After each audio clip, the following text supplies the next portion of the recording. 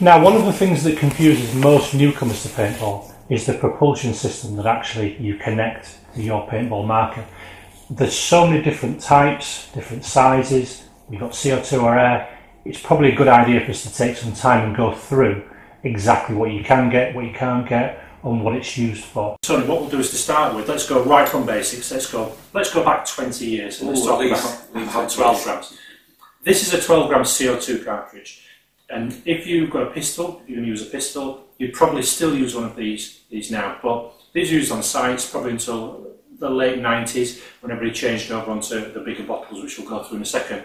But this is full of CO2, carbon dioxide. It's under 800 psi of pressure inside there, and that's what goes into the grip of pistols. So that's what we're always using in the old days. That's all there was. And we still look around the woods today now at paintball fields. You will find these rusting everywhere. You will do, yeah, that's right. Yeah. And you still see them on sites as well. It's but like I say, it's mainly for pistols. And then if you want to sort of, if it's a small, basically a small cartridge, fits into the butt of a pistol, and it's nice and self-contained. How many shots would you get out of one of those? You're probably looking, it depends on the pistol, but usually maybe 20, 25 shots, something like that, before you've got to change it. Yeah. So that's CO2. Now, after a while with CO2, somebody came out with a bulk filled CO2 bottle. So we went from these to CO2. These are very, very cheap. It's a cheap bottle, 800 psi of pressure inside, which is what CO2 runs at. It's what we call ambient temperature, 15 degrees at sea level. These retail for around about 20 to 25 pounds, so they're not going to break the bank, but there are less and less sites that are using CO2 these days. So even though they're available, you usually get them in sort of quite cheap kits, wouldn't you? Where if you buy a cheap kit with a marker, like a ready-to-play kit. Yeah, like a ready-to-play kit. They usually come with CO2 bottles rather than air these days. Yeah, and the good thing is they've got a safety valve built in as well, a three-phase pressure valve. So if you, for some reason your pressure spikes, CO2 comes out there, it might shock you, but at least it won't take it out. Yeah, it used to, traditionally, it used to happen if you put the CO2 on the back parcel shelf of your car when it was a hot summer's day, and lose your back window. These burst discs have got. But because it's got a burst disc in it, the burst disc bursts and ruptures before the bottle does. So it's a safety thing. And that for years is what everybody used, wasn't it? It was a CO2, and sites are still using it. And some sites are still using it. Yeah, that's right. Amazing, really, how we've come in last. It is, because CO2 has its own problems, doesn't it? I mean, there was problems with chilling down in the winter. I remember filling them at sites many years. You had to wear big, thick gloves. That's right, to weigh them, and it was so awkward and so not easy to fill. Yeah, that's right. You've got to freeze them down. There's a certain way of chilling them down to about minus 18 degrees, and you decant CO2 into them, and it works on weight. So basically, the 20 ounce of this 20 ounce bottle means that when it's filled with CO2, it weighs 20 ounces, and it goes on a set of scales. Now, let's fast forward a few years. And all of a sudden, we're at compressed air.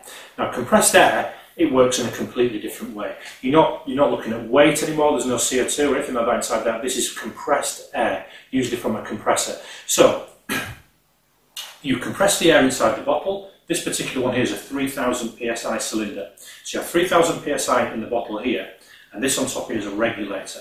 So this regulates the air pressure down from 3000 psi to 800 psi on the top. You can get various different pressures coming out of the top of the regulator, depending on which gun it's going to go in. But we're not going to go into that technical side of it for now. Basically, 3000 psi through a regulator to 800 psi.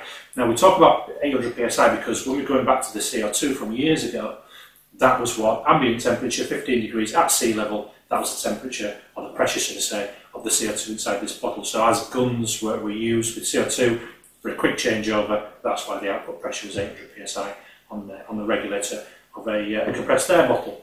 And also the air is more efficient as well, and it's a lot safer in most conditions as well. That's right, yeah. You don't need... It's cleaner. It's much cleaner for your gun. The other thing as well is consistency. Yes. So where CO2 would be all over the place with velocity, these are very, very consistent now. So it's just a much cleaner, much more modern, much better way of running a paintball marker. And what you have to remember as well is that every single paintball marker on the market will run on air, but not many will run on CO2. As a rule, if it's electronic, you need air. Yeah. If it's non-electronic, you can run with CO2 as well.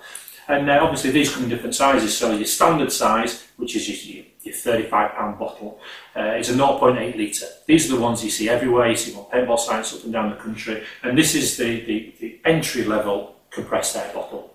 And also as well, these have got two safety valves on these. One protects the bottle and one protects your marker.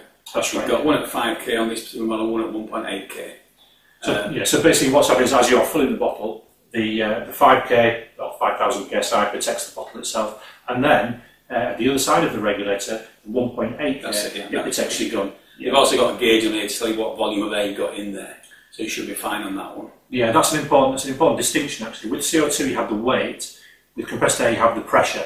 Alright, so you can see on your gauge, as your gauge starts going down, when you get to about 800 psi with a mechanical marker, that's when you start problems. As soon as you get down to around about 200 or 300 psi with an electronic one, that's when you start to run out.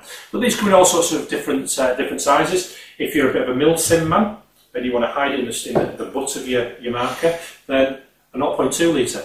These, with the 0.8, you're usually going to get around about 600 shots. Yeah, depending on your marker and your efficiency, but that's pretty much about 600, yeah. So you'd say probably maybe about 200 shots with one of these. And that goes into the butt of the gun, and off you go. But now, they're really good for the small, the 50 cal markers. Yeah, for kids as well, because they're very light as well. Yeah, that's right. Now, let's have a look at some of these big boys here. Progression again. These obviously are a slightly bigger bottle. This is 1.1 litre. It's still got your 2 safety valves on there, and still got your gauge as well. But it's a lot lighter bottle. This is a carbon fibre wrap. Carbon fibre wrap, yes. It's a bit stubbier. But they're a lot better balanced when you gun rather than some of the big heavy aluminium ones. And also the other thing with these bottles as well is that these will go up to 4,500 psi.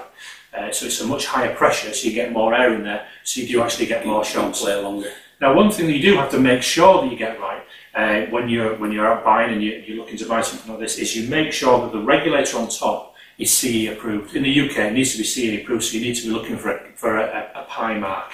Just slightly small on there. Just a bit of a small mark. It's on there, but you don't buy a bottle with a regulator on it that doesn't have a pi mark. It's not actually legal in this country. Something else you need to know about these as well, they have a 5-year test on them. There's a born date on the bottle, which is the date it was manufactured. 5 years after that date, it needs to be hydrostatically tested, which means that a company will take it, they'll pressurise it, they'll test it, just to make sure that there's nothing wrong with the bottle, and they'll give you another 5-year extension on the life of the bottle. What you do need to realise as well is you can only have this test done twice. So realistically, the bottle's only got 15 year span. So it's 2 tests in its life. And the absolute major no-no on any of these bottles, any of the compressed air bottles, is you don't make sure you don't put any oil anywhere near the top there, anywhere near the regulator. Yeah. You've also got to as well make sure with the air as well, especially the high pressure air. Make sure you've got your fill nipple, which is going to be quite clear all the time. You're getting any muck or a bit of grit in there, it can cause problems with the fill. That's right, and it can make the bottle not work properly. This is right. The main problems happen with regulators are due to dirty inside the. So make sure you keep this on. Also, as well, a good thing if you leave a thread cap on it to keep the thread a lot cleaner. This one's got an O-ring on the top as well, which degrades after a while. Now, if you start banging these about a bit, what happens? The top lip there breaks or it dents down. Yeah, that's right. It can cause air leak and cause problems, in which case you need to replace your rig. So for about £2, you can protect your £150 plus bottle, and you protect the threads on there, and it's the way to do it. So hopefully that's given you a little bit of insight into what you use to power the paintball markers these days. You've got your CO2 on one side, compressed air on the other with the 3,000, or if you want to go really mad, 4,500 psi. And those are the top end tournament guys and scenario players. That's Air, that's how it works. You've been watching Fat Bob's TV. See you next week.